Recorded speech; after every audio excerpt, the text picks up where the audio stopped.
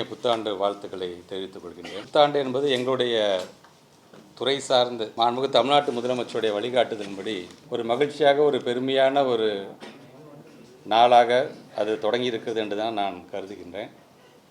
இன்றைக்கெல்லாம் பார்த்துருப்போம். இன்றைக்கி ஹிந்துவில் இடைநிற்றல் விகித சரிவு மாநிலங்களின் அளவில் ஒரு ஒப்பீடு என்கிற வகையில் ஒரு மிகப்பெரிய ஒரு ஆர்டிக்கல். அந்த ஆர்டிக்கலில் பார்த்திங்கன்னா நம்முடைய தமிழ்நாட்டில் பள்ளி படிப்பை தொடங்கி 100 சிறுவர்களில் 99 பேர் 2019 மேல்நிலை படிப்பை முடித்தனர். இது 2024 100ஆக உயர்ந்துள்ளது. பெண்களில் இந்த எண்ணிக்கை 97.5 100ஆக உயர்ந்துள்ளது. மேல்நிலை பள்ளியில் ஆண்களின் சதவீதம் 81.3 89.2 ஆகவும் பெண்களின் சதவீதம் 89.4 95.6 உயர்ந்துள்ளது என்று ஒரு நல்ல ஒரு ஆர்டிக்கல் நீங்கள் ஹிந்துவில் எல்லாருமே பார்த்துருப்பீங்க. நாம் எங்கே இருக்கிறோம் அப்படின்றதுக்காக இதை நான் சொல்கிறேன். குறிப்பாக இப்போ நடந்த எங்களுடைய ஹெச்ஓடிஸ் மீட்டிங் அப்படிங்கிறது வர இருக்கின்ற சட்டமன்றம் அது எப்பொழுது கூடுகின்றதோ அது இன்னும் ஒரு 2 மாதத்துலேயோ 3 மாதத்துலேயோ அது கூடும் பொழுது அதற்கான ஏற்கனவே அறிவிக்கப்பட்டிருந்த அறிவிப்புகளுடைய நிலை என்னவாக இருந்தது, இப்பொழுது புதிதாக நம்முடைய மாணவ செல்வங்களுடைய கல்வியினுடைய தரத்தை மேம்படுத்துவதற்கு இன்னும் அடுத்த கட்டமாக புதிதாக வேறு என்ன திட்டங்களை கொண்டு வரலாம், ரீஸ்ட்ரக்சரிங் ஆஃப் டிபார்ட்மெண்ட் என்ன பண்ணலாம் என்று நாங்கள் புதிதாகலாம் இப்போ இன்றைக்கி உட்காந்து நாங்கள் அதை பேசி வந்திருக்கோம். அந்த புதிதாக என்ன அறிவிப்புகள் வருவதை பற்றி பழைய அறிவிப்போட நிலை என்ன இருக்கின்றது. குறிப்பாக இப்போ சமகர சிக்ஷாவை நம்பி நம்மளுடைய அறிவிப்புகள்லாம் இருந்தது.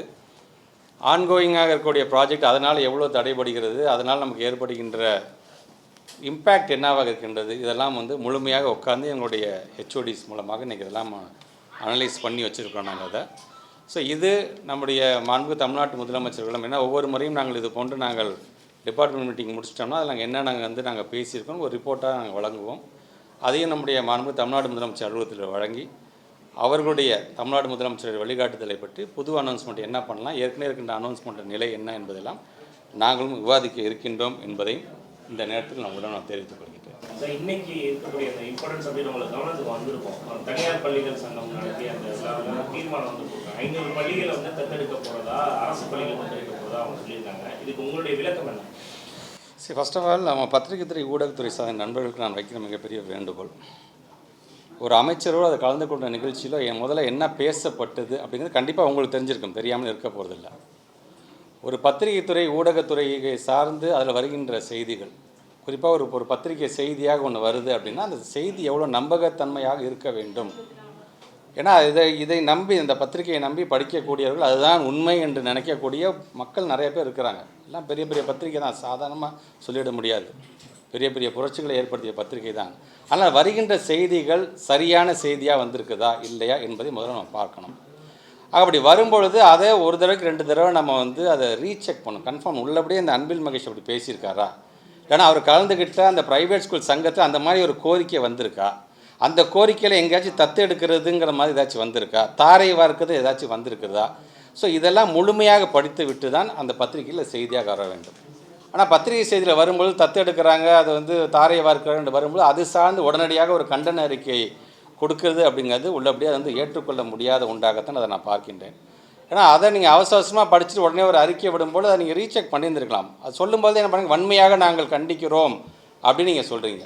இதை தமிழ்நாட்டு முழுவதும் இருக்கின்ற எல்லாரும் பார்க்கும்போது எங்களுடைய துறை சார்ந்து இன்றைக்கி எங்களுடைய ஹெச்ஓடிஸ் மீட்டிங்கை ஃபஸ்ட் டைம் இந்த நியூ இயரில் நாங்கள் நடத்துகிறோம் அப்படின்னா ஹெச்ஓடிஸை சார்ந்திருக்கின்ற எங்களுடைய ஆஃபீஸர்ஸே வருத்தப்படுறாங்க, எங்கள் ஆஃபீஸர்ஸே சங்கடப்படுறாங்க.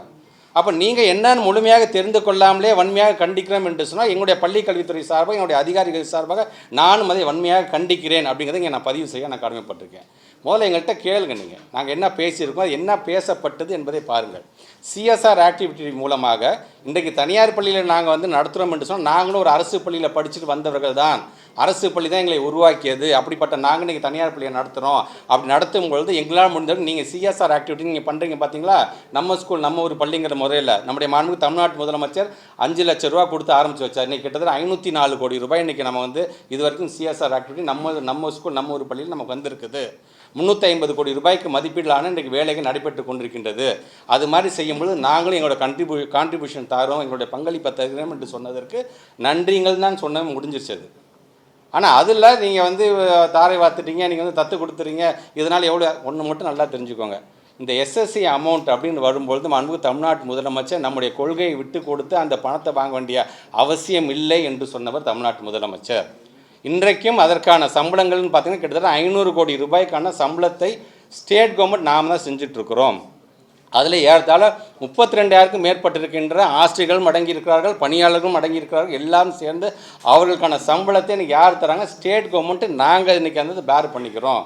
ஏன்னா இன்றைக்கி தமிழ்நாட்டு பள்ளி மாணவர்களை பொறுத்த வரைக்கும் போகக்கூடிய திட்டங்கள் எதுவும் தடைப்பட்டு விடக்கூடாது, அது நம்ம எவ்வளோ நிதி நெருக்கடி இருந்தாலும் நாமளே அதை ஏற்றுக்கொள்ளும் சொல்லக்கூடிய முதலமைச்சர் நாம் பெற்றிருக்கின்றோம். ஆக இது இப்படி இருக்கும் பொழுது இதை தவறுதலாக புரிந்து கொண்டு, இத்தனைக்கும் நான் இந்த அறிக்கையை கொடுத்தவர்கிட்ட நேற்று மாலையே நான் தொலைபேசியில் தொடர்பு கொண்டு அதுக்கான விளக்கத்தை சொன்ன, ஐயோ அப்படியே அதை தவறாக புரிஞ்சுக்கிட்டோம், நாங்கள் அது உடனடியாக அதுக்கு நீங்கள் வந்து பதில் கொடுத்துட்டீங்கன்னா அது நல்லா இருக்கும்னு சொல்லும்போது உடனடியாக சங்கத்துக்காரங்கள், சார் இது உங்கள் சம்மந்தப்பட்டது சார், எங்களுடைய நிகழ்ச்சியில் கலந்து கொண்டனால உங்களுக்கு இந்த சங்கடம் வந்திருக்கு, நாங்களே இதை விளக்கத்தை கொடுக்குறோம், தயவுசெய்து எங்களுடைய நல்ல எண்ணத்தை கொச்சப்படுத்தாதுன்னு அவங்களே கொடுத்துட்டாங்க. இப்படி நான் தொலைபேசியில் தொடர்பு கொண்டு சொன்னதுக்கு அப்புறமேட்டு சங்கத்துக்காரங்க கொடுத்தது எல்லா பத்திரிகை ஊடகத்துறை சார்ந்த நண்பர்களும் நீங்கள் அதை கேரி பண்ணதுக்கு அப்புறமேட்டும் இன்றைக்கி அவங்களுடைய இயக்கத்தை சார்ந்த எங்களோட பத்திரிகையில் இந்த மாதிரியான செய்தி வருகிறது, தலைப்பாக வருகிறது என்பதை உள்ளபடியே எங்களுடைய துறை சார்ந்திருக்கின்ற நாங்கள் சங்கடம் பட்டிருக்கின்றோம், அதே நேரத்தில் வன்மையாக நாங்களும் கண்டிக்கிறோம் என்பதை இதில் நான் தெரிவிச்சுக்கிறேன். நான் ஸோ இன்றைக்கி தமிழ்நாட்டுடைய முதலமைச்சர் பள்ளி கல்வித்துறை சார்ந்து இன்றைக்கி பல்வேறு விதமான திட்டங்களை நம்ம கொண்டு வந்து கிட்டத்தட்ட 67 திட்டங்களை கொண்டு வந்து இன்றைக்கி நான் சொன்ன மாதிரி இந்த யூடைஸுக்கு வந்து சென்ட்ரல் கவர்மெண்ட்டோட ரிப்போர்ட்டு, இது நாங்கள் கொடுக்குற ரிப்போர்ட் இல்லை, ஏதோ எங்கள் ஆஃபீஸஸ்லாம் உட்காந்து இந்த ரிப்போர்ட்டை கொடுக்கல. ஸோ இன்றைக்கி அடுத்தடுத்த கட்டத்திற்கு நம்முடைய எஜுகேஷன் டிபார்ட்மெண்ட்டை கொண்டு போயிட்டு இருக்கும் பொழுது இந்த மாதிரி தேவையில்லாமல் சொல்லி இப்போ இது சார்ந்து இப்போ நான் உட்காந்து ஒரு விளக்கம் கொடுத்துக்கிட்டு இப்போ இது சார்ந்து இல்லைன்னு மறுப்பு தெரிவித்து அடுத்த சோஷியல் மீடியாவில் அதுக்கு நான் போய் பதில் சொல்லிக்கிட்டு இப்படி இருந்துட்டு really we are getting tired. இன்றைக்கி நாங்கள் ஒன்று செய்யும்போது ஒரு பர்ஃபார்மன்ஸ் பண்ணும்போது அது சார்ந்து போகும்போது எங்களை ஊக்கப்படுத்துங்க. நீங்கள் எங்கேயாச்சும் தவறுதுன்னா இது தவறாக இருக்குது என்று என்கிட்ட கேளுங்க, ரீசெக் பண்ணுங்கள்.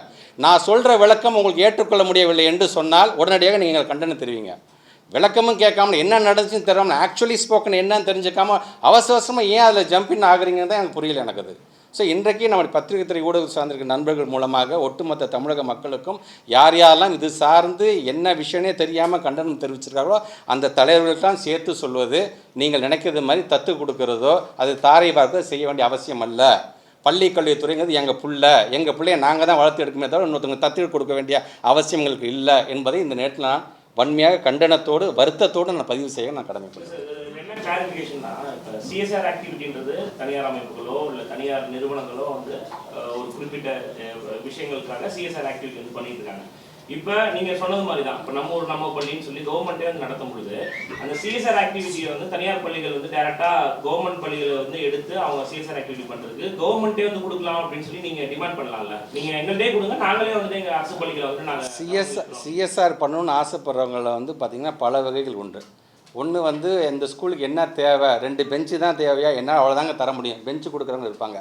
கைண்ட் எனஃபாக இந்த பள்ளிக்கூடத்துக்கு நான் வந்து நேரம் இருக்கும்போது நான் வந்து பாடம் நடத்துகிறேன், நான் சில விழிப்புணர்வுகளை நான் கொண்டு வரேன் அப்படின்னு படிச்சுட்டு போனால் அலுமினைஸ் வந்து கொடுக்குறது இருக்கிறார்கள். அது இல்லை நான் பொதுவாக நான் கொடுத்துறேன், இந்த பணத்தை எதுக்கு வேணால் நீங்கள் பயன்படுத்திக்கணும் என்று 3 விதமானது தான் சிஎஸ்ஆர் ஆக்டிவிட்டி இருக்குது. அது சார்ந்து இருக்கும்பொழுது தான் அவங்க நான் படித்த பள்ளிக்கூடத்துக்கு தரேன், இல்லைனா என் சமுதாயத்தில் இருக்கின்ற பள்ளிக்கூடத்துக்கு தரேன் என்று அவர்களே வரும் பொழுது அப்படி சொன்னாலும் அவர்கள் அதற்கும் அவங்க தயாராக தான் இருக்கணும். 500 பள்ளிக்கூடம் இல்லை 1000 பள்ளிக்கூடம் நாங்கள் பறந்ததுக்கு தயாராக இருக்கிறோம் தான் சொல்லியிருக்காங்களே தவிர இதன் சார்ந்து ஏதோ அவங்ககிட்ட நாங்கள் ஒப்படைச்சிட்டோம், ஒட்டுமொத்தமாக ஸ்கூல் டிபார்ட்மெண்ட்டை ஒப்படைச்சிட்டோங்கிற மாதிரியான செய்திகள் வரை தயவுசெய்து தவிர்க்க வேண்டும் என்று நான் கேட்டுக்கொள்கிறேன். அதாவது ரைட் டு எஜுகேஷன் ஆக்ட் படி வந்து தனியார் பள்ளிகள் வந்து ஒரு குறிப்பிட்ட சதவீதத்துக்கு வந்து மாணவர்களுக்கு கொடுக்கணும். அந்த பணத்தையே வந்து அரசுகிட்ட வந்து கேட்கக்கூடிய தனியார் பள்ளிகள் இந்த மாதிரியான அரசு பள்ளிகள் வந்து தத்தெடுத்து பண்றன்றது ஒரு முரண் இருக்குல்ல. ஏன்னா அந்த அதே கூட்டத்தில் அவங்க தீர்மானம் நிறைவேற்றிருக்காங்க, ஆர்டிக்கு அரசு வந்து எங்களுக்கு பணம் கொடுக்கணும் அப்படின்னு. இந்த மாதிரியான முரண் இருக்குல்ல. இல்லை மீண்டும் சொல்கிறேன், இந்த தத்து எடுத்துங்கிற வார்த்தை செஞ்சு எடுத்துருங்க. தத்து எடுக்கிறது இல்லை, அது வந்து நாங்களும் எங்களால் முடிஞ்ச கான்ட்ரிபியூஷனை தரேன்னு என்று சொல்லியிருக்காங்க. ஆர்டிஐயை பொறுத்து உங்களுக்கே தெரியும், இன்றைக்கி ஒன்றிய அரசு நம்ம என்ன தான் நம்மள நெருக்கடியில் தள்ளிக்கிட்டு இருந்தாலும் இன்றைக்கு நாம் தனியார் பள்ளிக்கு தர வேண்டிய ஆர்டி அமௌண்ட் இன்னும் பெண்டிங்கில் தான் இருந்துகிட்ருக்கு நமக்கு. ஸோ அந்த ஃபண்டு எப்போ வருதோ அதை பார்த்து ஒவ்வொன்றையும் பேர் பண்ணி நம்ம கொடுத்துட்ருக்கோம். நம்ம இவ்வளோ நம்ம பேசுகிறோமே, ஏன் நம்ம சார் இந்த ஒன்றிய அரசு ஏன் சார் நம்ம பணத்துக்கு நம்ம கொடுக்க மாட்டேங்கிறாங்க, ஏன் சார் இன்றைக்கி நம்ம வந்து இவ்வளோ கழுத்தை நெரிக்கிறாங்க? தயவுசெய்து இப்போயும் நான் சொல்கிறேன், உங்கள் மூலமாக எங்களுடைய மாநில பட்டியலுக்கு தயவுசெய்து எங்களுடைய கல்வியை கொடுத்துருங்க. அதை நாங்களே பார்த்துக்குறோம், எங்கள் பிள்ளைங்களை நான் எப்படி வளர்த்துருக்கோம் நாங்கள் இன்றைக்கி நாங்கள் காமிக்கிறோம். பார்த்திங்கன்னா இந்த மாதிரி நாங்கள் இந்த பட்டியல் நாங்கள் எங்கே வந்திருக்கோன்னு, இதை இன்னும் மிக விரைவாக 1வது இடத்துல வரதுக்கான அனைத்து வேலையும் செய்து நாங்கள் காத்துக்கணும். தயவு செஞ்சு மாநில பட்டியல்களை கொடுத்துருங்க அப்படிங்கிறத மீண்டும் நான் வைக்க நான் கடமைப்பட்டேன். ஆர்டிஐ வந்து பார்த்தீங்கன்னா ஃபண்ட் வந்து இன்னும் மத்திய அரசு கிட்ட இருந்து அவங்க இந்த தனியார் பள்ளிகளுக்கு போலன்னு சொல்கிறாங்க, இல்லை நம்ம கிட்ட இருந்து போலே என்ன பிரச்சனை? இல்லை அதான் இப்போ திருப்பி அவங்க எஸ்எஸ்சியில் வந்து எஸ்எஸ்சினால எவ்வளோ இம்பேக்ட் இருக்குது, எவ்வளோ ப்ராஜெக்ட் நமக்கு வந்து அடி வாங்குது. உதாரணத்துக்கு இப்போ நம்ம வந்து அனௌன்ஸ்மெண்ட் கொடுத்துருக்கோம் லாஸ்ட் இயர், சென்சரி பார்க் நம்ம வந்து கொடுக்க போகிறோம், ரோபோட்டிக்ஸ் நம்ம கொடுக்க போகிறோம் நம்ம சொல்லியிருந்தோம். நம்ம இதெல்லாம் எதை பேஸ் பண்ணால் 60:40 ரேஷியோ எஸ்எஸ்சி அமௌண்ட் வரும். இப்போ அதெல்லாம் வராத பட்சத்தில் இன்றைக்கி அந்த ப்ராஜெக்டோடைய அந்த குவான்டிட்டிஸ் கொண்டு போகிறதெல்லாம் பார்த்திங்கன்னா நம்பர்ஸ் வந்து இப்போ கம்மி பண்ண வேண்டிய சூழ்நிலை இருக்குது. பட் இருந்தாலும் இன்னமும் அந்த பிடிவாதத்தோடு அந்த ஒன்றிய அரசு நீ வந்து இந்த கொள்கையை ஏற்றுக்கணும், அந்த கொள்கையை ஏற்றுக்கணும், இது பண்ணாதான் நான் பணம் தருவேன் அப்படின்னு சொல்கிறது இது வந்து ஒரு பிளாக்மெயிலாக தான் நான் பார்க்குறேன், ஒரு மிரட்டலாகத்தான் நான் பார்க்குறேன். முன்னாடி இந்த CSR ஃபண்ட் மூலமா தனியார் பள்ளிகள் எத்தனை அரசு பள்ளிக்கு உதவி இருக்கு, அதுக்கான டேட்டாஸ் நான் அதை எடுத்தேன், அதை நான் டேட்டாஸ் எடுத்தேன் இந்த யூடிஎஸ்ல சார் இப்போ நீங்கள் சொன்னீங்க அது வந்து ஒரு இது காட்டியிருக்காங்க. பட் இந்த டாய்லெட்ஸை பற்றி அது ஒரு வந்து புள்ளிவரங்கள் சொல்லியிருக்காங்க சார். கிட்டத்தட்ட வந்து பார்த்தீங்கன்னா கேர்ள்ஸ் டாய்லெட் மட்டுமே நாட் இன் ஃபங்க்ஷன் வந்து 1199 டாய்லெட்ஸ் வந்து ஃபங்க்ஷனலாக இருக்குது. ஆல்மோஸ்ட் 90% மேலே இருந்தாலும் நான் ஃபங்க்ஷனலாக ஒரு டாய்லெட்ஸ் இருக்குன்றது அதில் சொல்லியிருக்காங்க. அதே பாய்ஸ் டாய்லெட்டும் 1158 டாய்லெட் வந்து நான் ஃபங்க்ஷனலாக அவங்க சொல்லியிருக்காங்க. இப்போ இந்த டிஸ்கஷனில் எங்களோட ஹெச்ஓடிஸ் டிஸ்கஷன் அது ஒன் ஆஃப் த பாயிண்ட்டை நம்ம டிஸ்கஸ் பண்ணும்போது நீங்கள் சொன்ன மாதிரி அந்த பாயிண்ட்ஸ்லாம் நாங்கள் வந்து பார்த்தோம். நாங்கள் அதில் எங்கெங்கெல்லாம் வந்து இந்த அன்டைடு காம்பனண்ட்டாக ஏதோ விதத்தில் இந்த இப்போ நான் பள்ளிக்கூடத்துக்குன்னு அந்த சிஎஸ்ஆர் கட்டி தரேங்க, நீங்கள் எதுக்கான பயன்படுத்திங்கன்னு சொல்கிறாங்க பார்த்தீங்களா, அதை எங்கெங்கெல்லாம் நீங்கள் இப்போ நீங்கள் கேட்ட பார்த்தீங்களா இப்போ எந்தெங்கெல்லாம் டாய்லெட்ஸ் இருக்குன்னு, அதுக்கு அந்த ஃபண்டை நீங்கள் வந்து ட்ரான்ஸ்ஃபர் பண்ணுங்கள். ஏன்னா பெண்கள் பிள்ளைங்க படிக்கிற இடத்துக்கு வந்து நம்ம கண்டிப்பாக டாய்லெட் ஃபெசிலிட்டிஸ் வந்து ரொம்ப அவசியம், அதுக்கு முக்கியத்துவம் கொடுங்கன்னு சொல்லியிருக்கோம். அதுவும் நம்முடைய சுதன் சார் தான் பார்க்குறது, இமீடியட்டாக அதுக்கான வேலையும் அது செய்வாங்க. இப்போ நீங்கள் இன்றைக்கி சொல்கிற இந்த கணக்கு வருங்காலத்தில் இன்னும் கொஞ்சம் கொஞ்சமாக குறையும் என்று நான் கருதுக்கிறேன். இருக்கும் அப்படின்றது பல முறை வந்து நம்ம பதிவு பண்ணியிருக்கோம். இப்போ இந்த எஸ்எஸ்சியை பொறுத்த வரைக்கும் அவங்க நேஷனல் எஜுகேஷன் பாலிசியை வந்து அக்செப்ட் பண்ணாதான் அவங்க ரிலீஸ் பண்ணுவோம் அப்படின்ட்டாங்க. ஸோ நம்ம இதை எப்படி ஹேண்டில் பண்ண போகிறோம்? ஏன்னா நம்மளுக்கு பணம் வரணும், நீங்கள் சொல்கிற மாதிரி வந்து ஆசிரியர்களுக்கு சம்பளம் கொடுக்குறது, இந்த மாதிரியான விஷயங்கள்லாம் வந்து நம்ம ஹேண்டில் பண்ணணும். இதை எப்படி நம்ம டீல் பண்ணணும்? கொள்கை ரீதியாக நம்மளுடைய கொள்கையில் நம்ம ஸ்ட்ராங்காக இருக்கோம், அது எந்த விதத்துலையும் நம்ம வந்து அதை விட்டு கொடுப்பதாக இல்லை. அதே நேரத்தில் பணம்னு வரும்பொழுது நம்முடைய கல்வி சார்ந்து நமக்கு என்னென்னது எங்கேயுமே தடைப்படாமல் அதை வந்து ஸ்டேட் கவர்மெண்ட்டை பேர் பண்ணிக்கலாங்கிற முடிவில் தான் நம்முடைய மாண்புமிகு தமிழ்நாட்டு முதலமைச்சர் அவர்கள் இருந்து கொண்டிருக்கின்றார்கள்.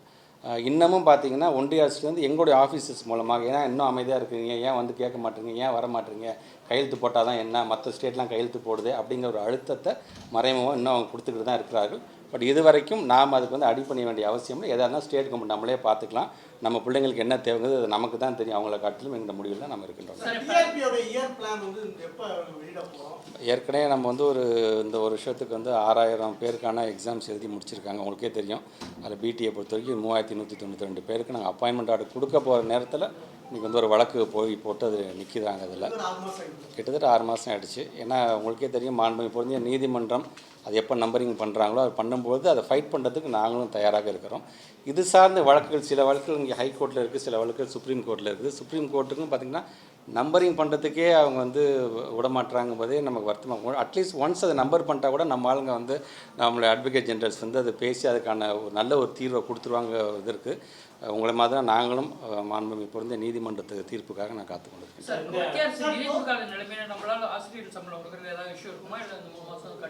நம்ம கண்டிப்பாக இப்போ கொடுத்து தானே இருக்கோம். நம்ம யாருமே இதனால் யாரும் ஏமாந்துடக்கூடாதுங்கிற விதத்தில் தான் நம்ம தமிழ்நாடு முதலமைச்சர் வந்து ஃபண்டு சேலரி என்னவோ அதை நீங்கள் கொடுத்து நீங்கள் ஆன்கோயிங் பண்ணிக்கிட்டு இருக்கீங்க. 44,000 கோடி நீங்கள் வந்து ஒதுக்குறீங்க, ஆனால் அதெல்லாம் என்ன ஆகுது அப்படின்றது பாஜக தலைவர் கேள்வி எழுப்பியிருக்காரு. இல்லை அது இப்போ ஒரு தேசிய கட்சியோட மாநில தலைவர் அப்படின்னு சொல்கிறாரு. ஃபர்ஸ்ட் ஆஃப் ஆல் ஒரு இஷ்யூ வருது, ஒரு பதிவு போட போகிறீங்க அப்படின்னா நீங்கள் உங்களுடைய கட்சி சார்ந்த நீங்கள் ஒரு 4 பேரை வச்சுக்கிட்டு இப்படி ஒன்று வந்திருக்கே நம்ம ட்வீட் போடலாமா, அதை அசஸ் பண்ணிங்களா, அது ஏதாச்சும் உண்மைத்தன்மை இருக்கா, சென்சிபிளாக இருக்குமா? ஏன்னா நான் தேசிய கட்சியோட மாநில தலைவர், நான் ட்வீட் போட்டேன்னா அது ஒட்டுமொத்தமாக பார்ப்பாங்க.